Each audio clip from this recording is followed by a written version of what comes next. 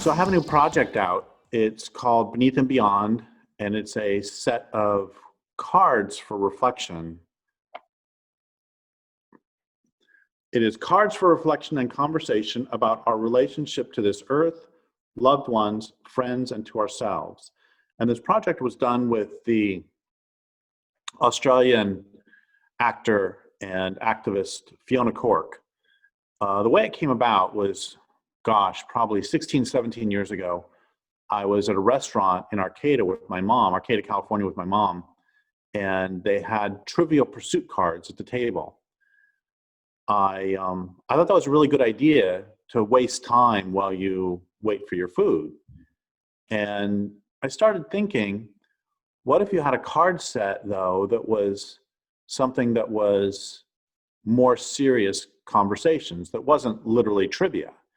And that idea sort of percolated around for a few years. And then I don't remember when it was, probably 2006 or 7. So after Endgame, after Thought to Exist in the Wild, I think it was right after that, I had a few months where I didn't really have any more ideas poking up for books. So I assembled about 1,000 questions.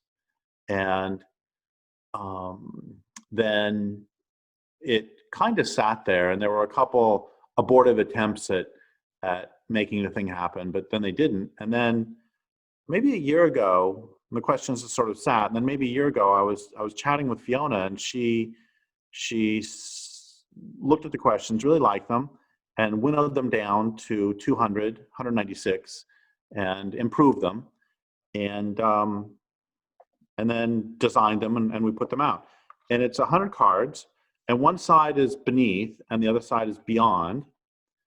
And it's the text that goes with it is: beneath and beyond all our beliefs, our social structures, beneath and beyond who we believe we are, beneath and beyond our questions, our answers, if only we knew how to really listen. Our hope was that these cards can be a useful guide to discovering more about ourselves and our place in the world and in the lives of others, both human and non-human. And our desire is that these questions may evoke reflection, conversation, and discussion about what's most important to our relationship to this earth, to our friends and loved ones, and to ourselves. So it's questions like the very first question. I'll do the first question or two, and then I'll grab a couple random questions. The first question is, what do you love, and what would you do to defend it? I guess you can't really see it. And then, so one side is more social, and the other side's more personal. The first question on the back is, what is it like to be you? Another question, what is your favorite place in the world? What did it look like 100 or 500 years ago? What will it look like in 10 or 50 years? Question on the back, what power do you have to stop this culture from killing the planet, or more locally, from destroying someplace you love? So here's a random one. Look around the room. Do you know how to make any of the objects you see? Did you make any of them? Do you know who made them? Or on the back, have you ever experienced a state of grace? Defined how you would like. And I'll do one more.